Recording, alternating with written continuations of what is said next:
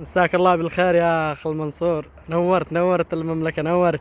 بوجودك والله. كيف حالك؟ ما شاء الله منور والله، منورنا المملكة. الحمد لله. إيش رأيك بالأجواء هذه ولا؟ والله يا أخي المملكة. أنت الحين في أرض المملكة. أنا بأرض المملكة. إيش رأيك بالفوز أمس نعم. بالله؟ إيش رأيك بالفوز؟ والله الفوز مشرف، لعبوا لعب يشرفوا الوطن العربي كامل طبعا. احنا نشجع العرب ونشجع المنتخب السعودي لأنه من أفضل المنتخبات العربية. ما شاء الله ما شاء.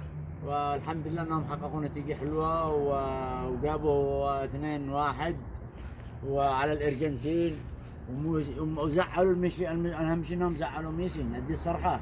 أهم شيء والله. رفعوا راسنا، وإن شاء الله أنهم يوصلوا للنصف النهائي، بل للنهائي إن شاء الله. إن شاء الله بإذن الله. ضروري ما نشجعهم كلنا إن شاء الله بإذن الله. عن أي سياسة. رفع. نشجع فريق عربي مسلم.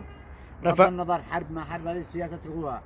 مش زي بعض الناس اللي يتكلم على الميسي يشتري بدعم الحوثيين بصواريخ، ويتفلسف بعض واحد أهبل ويتكلموا داخل قطر على السعودية، يقول اشتروا مدري ايش على السعودية. يا اخي عيب، استحى انت انسان، انت داخل قطر يعني لما تتكلم تقول يضربوا السعودية او ينسفوا السعودية.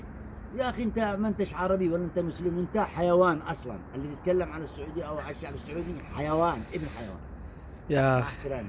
الله يجزيك خير، هذا من ذوقك وأصولك يا أخ المنصور.